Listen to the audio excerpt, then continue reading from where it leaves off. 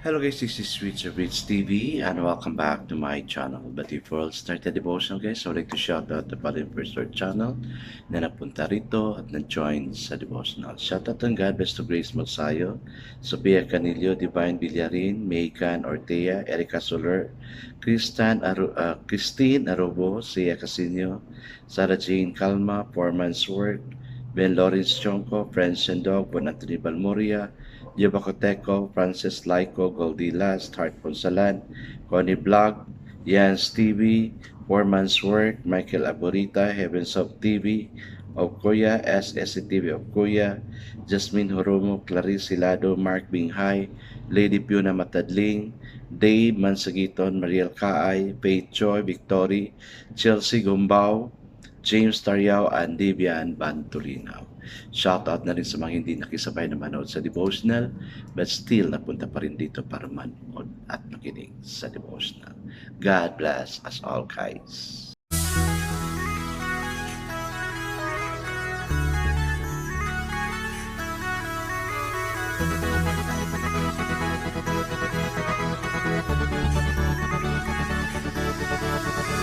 Rich TV, where you heard it, number one is on the top.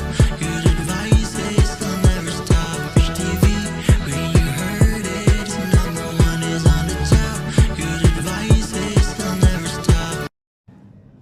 Guys, hoping nakaregain na tayo ng sweat natin from mga yung pagpupuyat natin during the Christmas. Of course, still our tummy is so full because of the preparation we made. Ang dami-dami kayang food na pinapag-prepare natin. But for me, I just simply celebrate Christmas. No? Masaya na ako pag may cake and then red wine. Yun lang. Masaya-masaya na ako. Mas, no? Tapos dinagdagan pa ng mga blessing ng mga kapitbahay ko.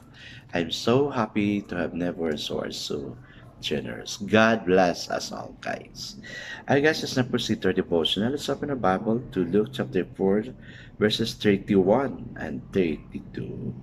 And still, guys, I'm using the devotional study Bible because the words used is so simplified na maintindihan talaga natin.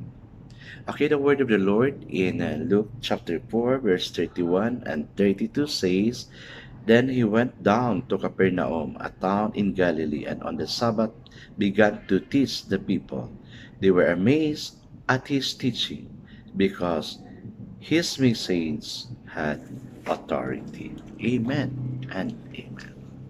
I guess let's not pray. Yes, Father God, your teaching was so amazing. Maski nga yung mga naririnig namin sa every Sunday, mga Bible study, or even here, oh Lord God, you're using people in order for us to hear of your teaching.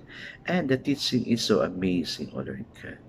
Lord, thank you, God, for the wisdom, knowledge, understanding you have given us to understand of your word, and even me using me as a mouthpiece to say of your word. Lord, make your word so amazing that we may live on your words forever. Thank you for the hunger you have given us to always look for this devotional that we may live forever with you. Bless us all, O God, in Jesus' name we pray. Amen and amen. So the focus verse for this evening, guys, is found in Luke chapter 4, verse 32. It says, They were astonished at his teaching, for his word was with authority. So the title of our devotion for this evening, guys, is The Heart of God.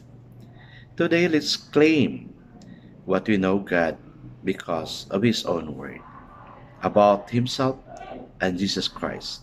Christ illuminated God. Okay. As a loving father who is vitally interested in all his children's needs and knows and cares for each individual soul. Yes, I agree with that because that's true.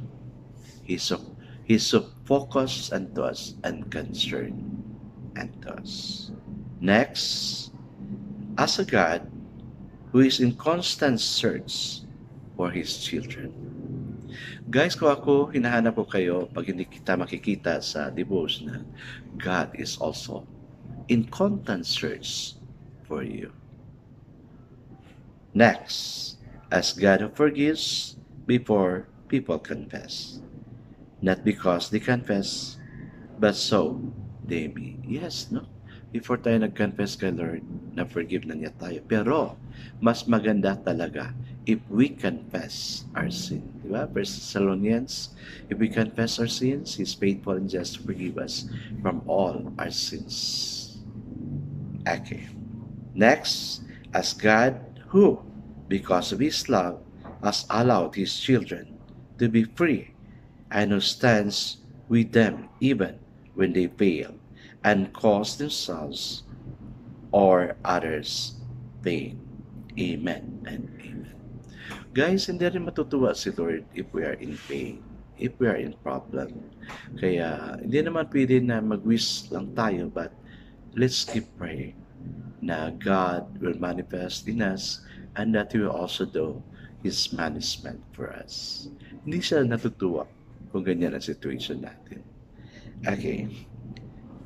As a God who exercises His sovereignty over the universe and shows His power in suffering love of the cross to heal hatred, sickness, and pain.